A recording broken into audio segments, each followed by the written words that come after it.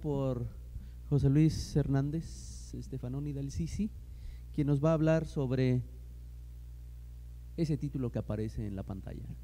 Adelante, José Luis, por favor. Bueno, buenas tardes a todos.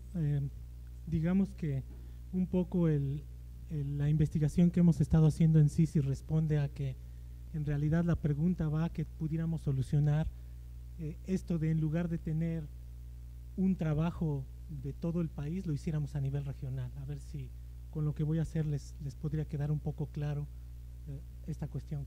Bueno, nosotros nos dimos a la idea de mapear diferentes atributos de la vegetación en los bosques tropicales secos en toda la península de Yucatán.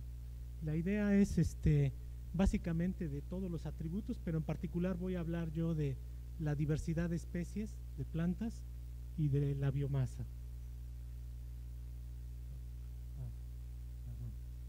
Bueno, a manera de introducción y por qué en los bosques tropicales secos, este es un ecosistema y es, digamos, el ecosistema que es más abundante en los trópicos.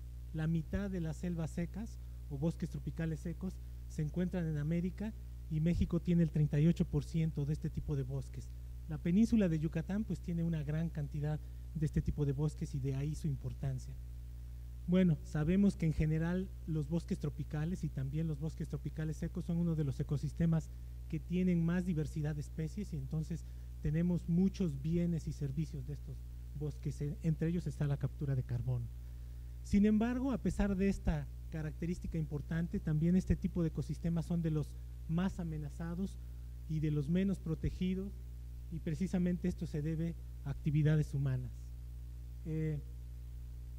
De hecho, esta consecuencia de esta amenaza ha creado que en realidad más bien tengamos en la mayor parte del mundo en estos bosques en condiciones de bosques secundarios, que los encontramos en diferentes edades de sucesión. Entonces, para digamos, conservar la diversidad y manejar el carbono, pues es muy importante trabajar con este tipo de bosques secundarios. Entonces, se hace necesario que nosotros tengamos mapas de la distribución espacial de la diversidad de plantas, de la biomasa, y que nos pueden servir para diseñar estrategias de conservación o de manejo en términos generales. Y para poder hacer un mapeo, nosotros que trabajamos en percepción remota usamos generalmente modelos empíricos. Sin embargo, esos modelos empíricos están basados en intentar obtener digamos, los factores que son más importantes para determinar alguno de los atributos de la vegetación y después tratar de encontrar algunas variables que nosotros tengamos en los datos o en las imágenes de satélite y ver si esas variables se pueden acoplar a esos factores que se asocian a los atributos de la vegetación. En general hay como tres características que los grupos de investigadores usan para mapear estos dos atributos. El primero se basa en obtener la productividad, usan la reflectancia o el NDVI para estimar, digamos, la cantidad de verdor o una estimación de la productividad, a idea de que a mayor productividad pues tendremos más biomasa o tendremos incluso también mayor riqueza de especies. Sin embargo, pues no necesariamente funciona bien y por las limitaciones que tienen los sensores ópticos. Entonces, otra cosa que se ha hecho es medir la heterogeneidad. Cuando medimos, sabemos que, por ejemplo, la riqueza de especies, si nosotros tenemos más nichos, hay una heterogeneidad en el ambiente, tendremos la posibilidad de tener mayor riqueza de especies. Entonces, esa se ha medido también de diferentes maneras, pero una de ellas es usar esta textura que nos mide la heterogeneidad espectral como una indicación de la heterogeneidad ambiental. Y bueno, si bajamos la resolución y no tenemos imágenes de muy alta resolución, a lo mejor no podría ser heterogeneidad ambiental, pero podría ser heterogeneidad de la estructura del bosque, que nos diga coberturas de copas, alturas, y se ha usado para hacer biomasa, por ejemplo. Y la otra característica es la estructura o la complejidad que tenga la vegetación en el bosque. Sabemos, bueno, que mientras tengamos diámetros más grandes y alturas mayores, tanto la biomasa como la riqueza de especies incrementan. Entonces podría ser un indicador que podremos utilizar para relacionarlo y hay diferentes maneras de hacerlo. Bueno, Voy a empezar por mostrarles algunas de las cosas que hemos hecho para mapear la diversidad de plantas y la biomasa usando sensores pasivos. Por cierto, esta es una imagen del área en Hashilkiwi, que es donde está una imagen de muy alta resolución, 7 centímetros del tamaño del píxel. Entonces podemos ver las pirámides y por eso la puse. Bien, en este primer ejercicio lo que hicimos fue mapear la riqueza de especies. Hay diferentes maneras de medir la diversidad. Una de ellas, las más comunes, utilizar la riqueza de especies. Entonces, en este caso solamente usamos Landsat y utilizamos solamente la reflectancia y el NDVI, como decir la productividad.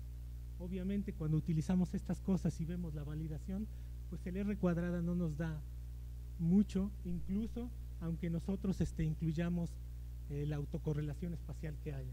Sin embargo, con este mapa pues tenemos la posibilidad de identificar aquellas áreas en donde existe mayor riqueza de especies por unidad de observación o por píxel que en algunas otras. Bueno, ¿cuáles son las limitaciones que teníamos en ese modelo?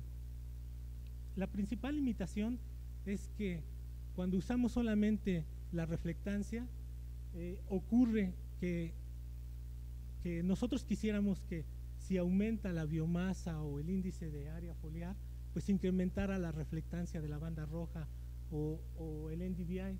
Sin embargo, eso no ocurre. Cuando tenemos cantidades de biomasa altas, el índice se satura y ya no podemos medirle más, ya no funciona como se puede ver en la gráfica, ¿no? Entonces esa es una limitación seria. De hecho, por eso en lugar de usar productividad, se usa la textura como otra herramienta, ¿no? Y la otra cosa que tenía de problema el mapa anterior era que si bien localizamos la riqueza de especies en un área donde hay mayor riqueza de especies, pues eso no es suficiente, por ejemplo, para tomar una decisión en cuanto a conservación. La otra idea que quisiéramos tener es, si yo quiero proteger más especies, pues dime qué tan diferentes son los sitios en composición de especies, ¿va? Entonces, la idea sería que tendríamos que mapear la diversidad beta. Bueno, hablar de diversidad beta también es algo complicado. Hay muchísimos índices para medir la diversidad beta y hay dos ideas generales para medirla. Una es las diferencias en composición de especies, que hablan de similaridades o disimilaridades entre sitios o unidades o comunidades, y la otra es la variación que hay en la composición de especies entre esas comunidades. Ambas se han utilizado. Yo les voy a presentar este mapa en el cual ahora, a diferencia del anterior, ya incluimos la textura y entonces podemos localizar las áreas en donde hay mayor diversidad de especies, pero también con la diversidad beta, en este caso medida como variación en la composición de especies, podemos ver, por ejemplo, en los casos donde está el rojo, hay poca variación en la composición de especies, quiere decir que comparten muchas especies o la mayoría, pero si los comparamos con uno color como los verdes, pues ya hay más diferencias en composición de especies y eso nos ayudaría a planear mejor, bueno, cuáles sitios tenemos que proteger, ¿va? No solamente los que tengan más diversidad, sino que tengan especies diferentes. Bueno, ¿cómo hicimos? Yo les dije que usamos esto de variación en la composición. Hay muchas maneras de hacerlo. Este es un ejemplo. Nosotros usamos una ordenación y entonces sacamos dos ejes de ordenación en diferencias en composición de especies entre diferentes tipos de vegetación en este eje, y me representa en diferentes etapas de sucesión del bosque. Con esos dos ejes yo tuve el 85% más o menos de la variabilidad. Entonces eso me permitió mapear. Para hacer el mapa de diversidad usé una media ponderada por el peso de cada eje, porque aquí estoy, mostrando los valores que yo tengo de precisión con cada uno de estos. En este caso que usamos la textura fue un poquito mejor cuando solamente usamos medidas de reflectancia. Bien, una cosa muy importante es que pues las imágenes, como ya comentaba René, las podemos obtener con diferentes resoluciones espaciales y también espectrales, ¿va? Tienen diferentes bandas, diferentes condiciones. Por ejemplo, Rapid Eye tiene una banda que está entre la roja y la infrarroja que se llama Red Edge y que mucha gente ha mostrado que ese tiene mayor capacidad de discriminar algunas características. Pero la otra es que pues tienen diferente, el tamaño del píxel es diferente. En 30 metros, pues lo más que podemos ver ahí mezclada mucha información, mientras que podemos tener imágenes, como en el último caso, que son de muy alta resolución. De hecho, aquí la cuestión está que para procesar este tipo de imágenes, pues como hay muchas sombras, hay huecos, hay cosas, el nivel de procesamiento es mucho mayor, además de que tenemos una cantidad de información muy alta. Entonces, en este caso, por ejemplo, nosotros subimos la resolución a 21 centímetros para poder hacer el análisis más rápido. Sin embargo, sí vemos que cuando mapeamos la diversidad de especies, medida solamente como la riqueza de especies, vemos que no solamente se incrementa el modelo que ajustamos, sino se incrementa considerablemente la precisión. Eso quiere decir que podemos hacer mucho mejor mientras tengamos un tamaño de píxel más pequeño. De hecho, es un trabajo de una tesis. Ahí están referencias de dónde se han hecho. Bueno, en el caso de la biomasa, también hemos hecho ejercicios, por ejemplo, para mapear la biomasa. En este caso, nosotros lo hemos hecho considerando los diferentes tipos de vegetación que tenemos en la península, aunque parezca igual, tenemos 3 tipos de selvas. Este es un mapa de la distribución potencial de la vegetación. En la parte norte se encuentra la selva baja caducifolia, en la parte de en medio está la selva mediana subcaducifolia y en la parte de abajo está la selva mediana subperennifolia.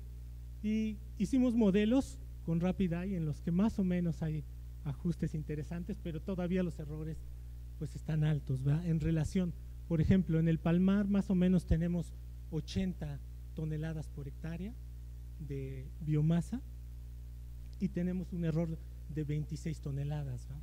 Que es bastante alto, ¿verdad? Más del 25%. Bien, de hecho, incluso pudiéramos hacer la modelación de todas las unidades, ¿verdad? Que es lo que generalmente hacen una modelación aquí, por lo que veo, en general y podríamos tener modelos regionales. Y bueno, aquí solamente les muestro para que vean las diferentes características, esas fotos de los diferentes tipos de selvas. Bien, otra manera de hacer eso es utilizar LiDAR. Como ya les mencionaron, como les había yo mencionado antes, la principal desventaja que tenemos en la utilización de las imágenes ópticas es la saturación del NDVI. Entonces, LiDAR, como es una nube de puntos en 3 dimensiones y permite, digamos, penetrar el dosel, entonces al final podemos obtener la altura del dosel y la cobertura de la vegetación, pues son 2 variables que necesitamos para calcular la biomasa, ¿verdad? El diámetro y la altura. Entonces, pues es un modelo que debe ser mucho mejor que cualquier otro para poder predecir o estimar la biomasa, perdón. Adicionalmente, pues LiDAR nos permite obtener modelos de elevación digital bastante precisos, ¿no? Bien, hicimos para los 2 sitios de monitoreo intensivo que hay en Yucatán, el de Felipe Carrillo Puerto y el de Kiwi, modelamos la biomasa usando solamente datos LiDAR. Para ello tuvimos que encontrar cuál era el tamaño de muestra más adecuado, el tamaño de parcela más adecuado.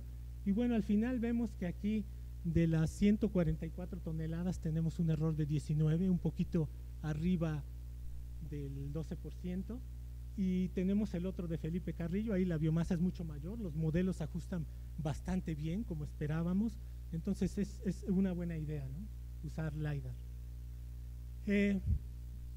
Una cosa importante aquí es que, digamos, los datos LiDAR los podemos obtener en cualquier época del año, incluso en la época de lluvias. Es un poco más complicado y difícil obtenerlos en la época de lluvias, pero hay algunos datos que están disponibles. Por ejemplo, la NASA hizo vuelos a nivel nacional con este sensor que se llama G-Lite y los hicieron durante la época de secas, que es cuando no tenemos las hojas. Entonces, otra cosa que hicimos es probar si la precisión en la estimación era igual cuando teníamos hojas que cuando no teníamos. El hecho de que haya hojas, pues es más fácil que los retornos identifiquen de alguna manera la altura real que cuando no las tenemos. Sin embargo, a pesar de que la estimación fue mucho mejor en la época de lluvias, es bastante comparable en la época de secas, no hay tanto problema. Los errores tienen algunas diferencias, pero no están tan malos. Entonces eso quiere decir que todos esos datos del LiDAR que tenemos en la época de secas, pues los podemos utilizar de una manera bastante confiable. Bien, también hicimos esta idea de combinar diferentes sensores, aprovechando las capacidades que tiene cada uno, para ver si podemos mejorar la estimación de ambas variables. Una de ellas fue estimar la riqueza de especies basada en datos LiDAR. En este caso teníamos información de, digamos, la altura del dosel, medida con métricas de LiDAR, y teníamos también la cobertura, que nos representaría como variables en relación a la estructura de la vegetación. Y por el otro lado utilizamos RapidEye. En este caso RapidEye lo utilizamos para medir la heterogeneidad espectral, que sería como una cuestión de la heterogeneidad ambiental, y entonces nos podría ayudar a estimar mucho mejor la riqueza de especies considerando estos dos factores importantes.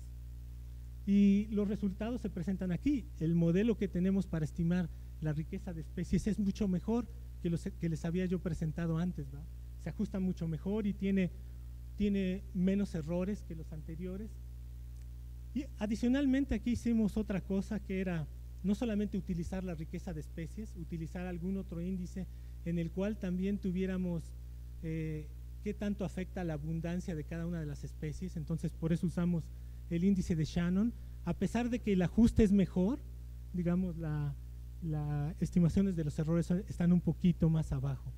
Y después de esto hicimos un análisis de partición para ver qué sensor aportaba más a la explicación de la variabilidad de la riqueza de especies y del índice de Shannon, y nos dimos cuenta de lo siguiente, que digamos el efecto combinado de ambos es el que tiene el mayor aporte, y se ve en esta gráfica. Sin embargo, si los medimos de manera individual, es mucho más importante la heterogeneidad ambiental medida en LiDAR que la estructura de la vegetación para el caso de la diversidad de plantas. Entonces, en este caso fue mucho más importante RapidEye que utilizar LiDAR.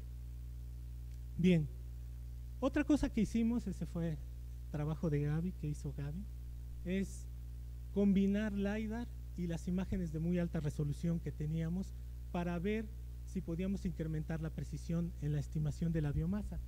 Y en este caso, vean, para el caso de Kiwik tuvimos una medida del error menor del 10%, ¿va? Mucho menor del 10%.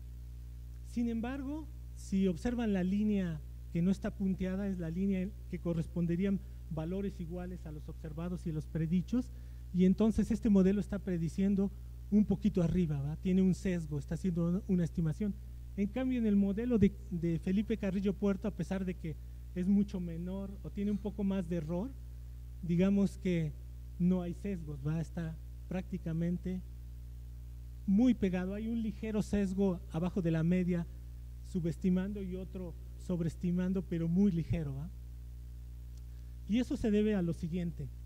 En el caso de cuando hicimos la partición de la variación, en el caso de Kiwik, en los dos casos vemos de nuevo que la contribución conjunta es la más importante.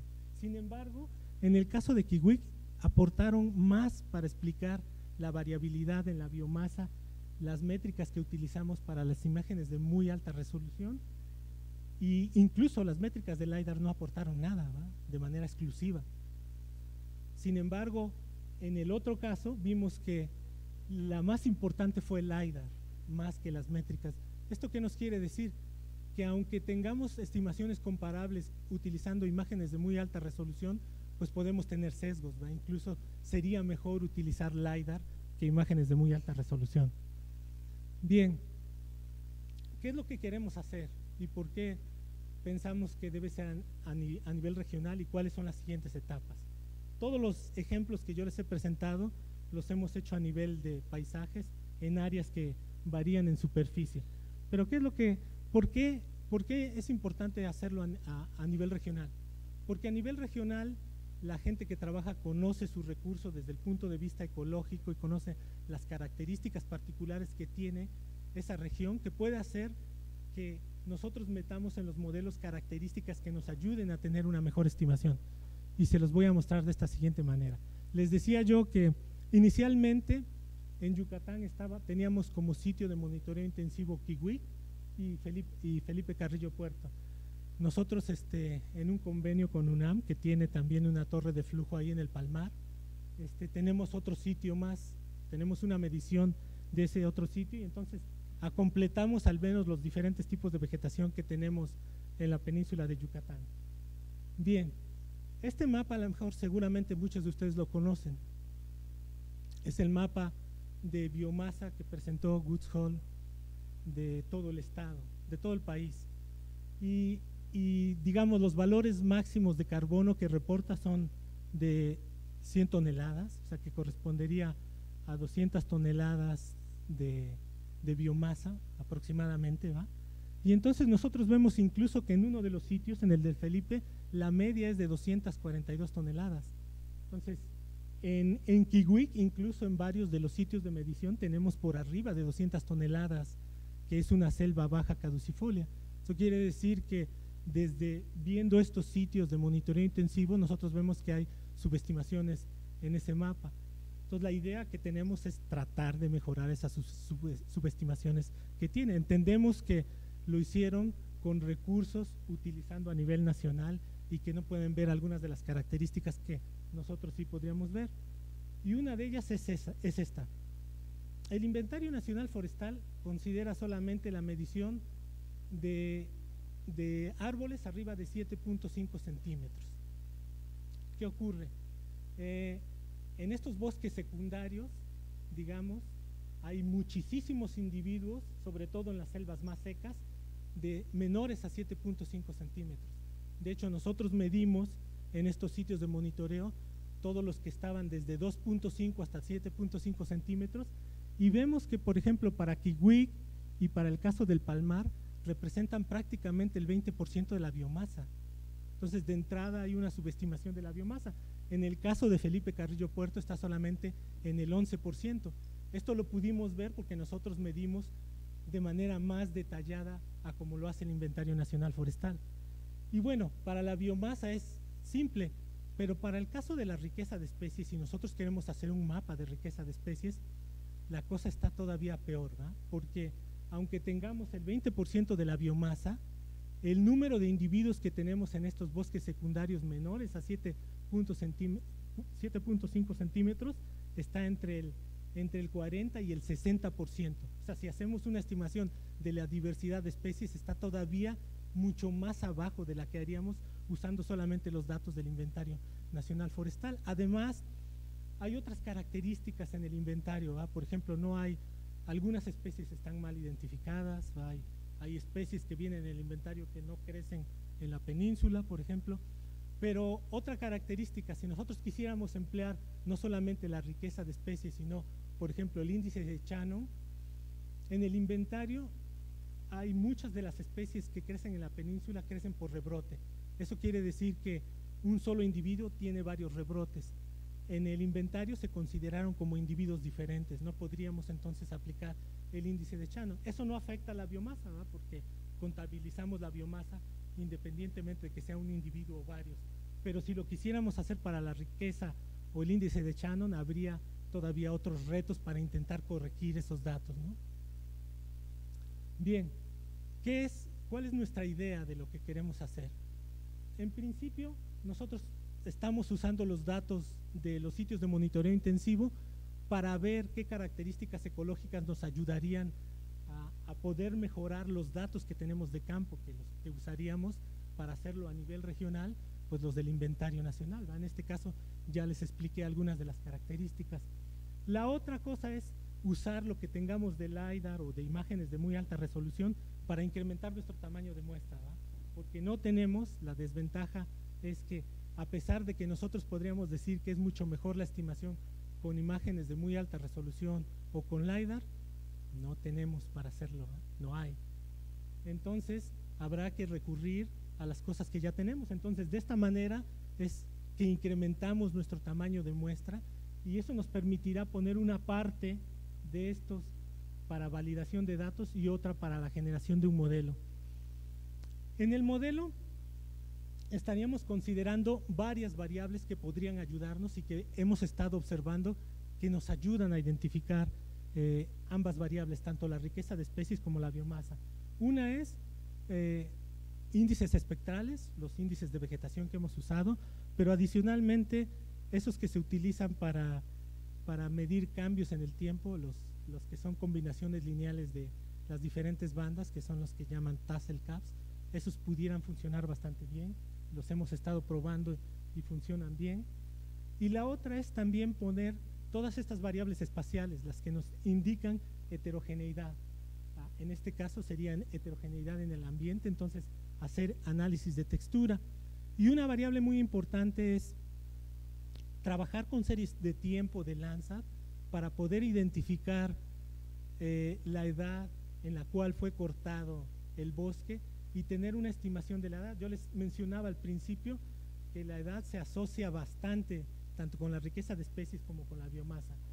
Y otra cosa que podemos aprovechar aquí de las características que tenemos en la península es que aquí es todo plano, no tendría caso poner ninguna variable topográfica porque no nos va a decir nada, pero sí vemos, desde que les mostré los datos de biomasa, vemos que hay mucha mayor biomasa en los bosques, en la selva mediana subperennifolia, de hecho no tira sus hojas como todas las hojas como en la caducifolia. Entonces podemos usar como variables auxiliares, variables de clima, ¿va?, que nos indiquen el déficit de agua y que pudieran también ayudarnos a hacer una mejor estimación de la biomasa. Y esta es la idea con la que estamos trabajando. Por último, este es el equipo de trabajo, ¿va?, que tenemos en la unidad de recursos naturales, que ha hecho estas cosas, y bueno, pues les agradezco su atención y cualquier pregunta que tengan intentaré responder. Muchas gracias, José Luis. Tenemos tiempo para preguntas.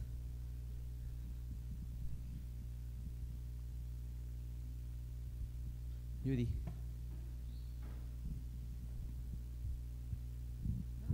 I have a, always there's something.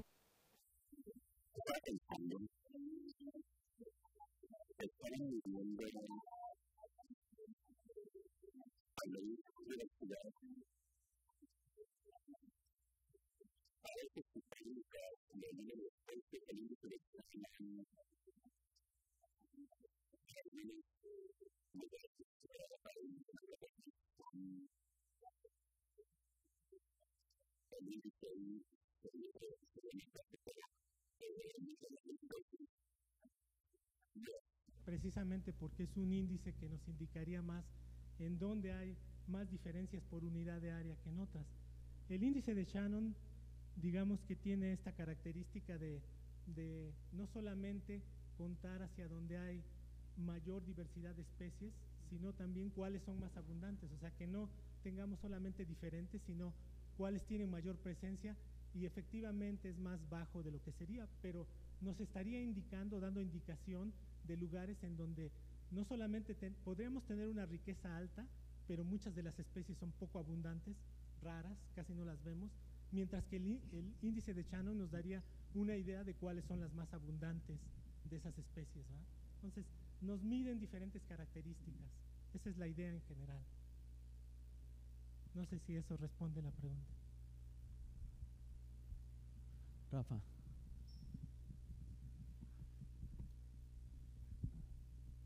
Sí, muchas gracias por la presentación.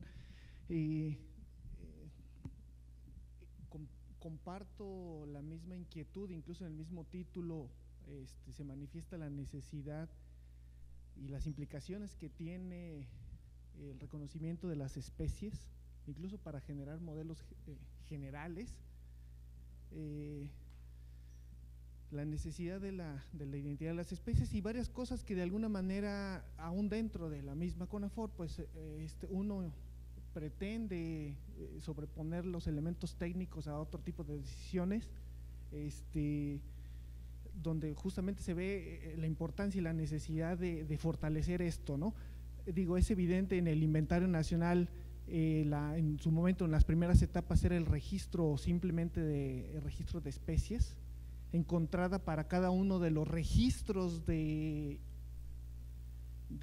registros de 7.5, donde no sabíamos si era para el mismo individuo, sea árbol o arbusto o lo que fuera, una liana de 7.5, simplemente con cumplir con ese diámetro a 1.3, y las limitaciones que tiene, ¿no? Pues porque es una rama, no sabemos si pertenece a uno o más, a un individuo, es decir, si es monopódico o no. Entonces las limitaciones para otro tipo de índices más allá del de riqueza, ¿no? Que no podemos. Sin embargo, en el proceso de desarrollo del inventario, pues se metió el meter registro, además del registro, pues sí asociado al individuo, ¿no? Aquel que está desde la base, con todos los peros que puede haber de que si es el mismo o no es el mismo, pero bueno, ya está más cerca. Y lo otro es pues la importancia de la identidad de las especies, donde las especies registradas pues tengan una colecta. Si es una colecta de la especie o de la morfoespecie, de la que yo digo que es lo mismo en el conglomerado, en sus diferentes sitios, pues ya es una ganancia y quizá no colectar todo lo desconocido, sino solo que se parece que es lo mismo, pero y se colecta uno. Y es algo que se ha tratado de empujar y de mantener los recursos y el dinero, y si uno a lo mejor limita hacia dónde se canaliza ese dinero, pues ya pues a lo mejor me van a colgar, pero pues ya no depende de uno empuja la parte técnica, la necesidad de no descuidar estas cosas, ¿no? Digo, es evidente en el trabajo que presentas, en el trabajo de densidades de la madera, de modelos específicos, pues la certeza y la certidumbre que se tiene que tener sobre la identidad de las especies. Digo, de ahí el que no, que muchas especies son registros de nombres, incluso especies no podemos decir, pero sí son registros de nombres que no corresponden al estado,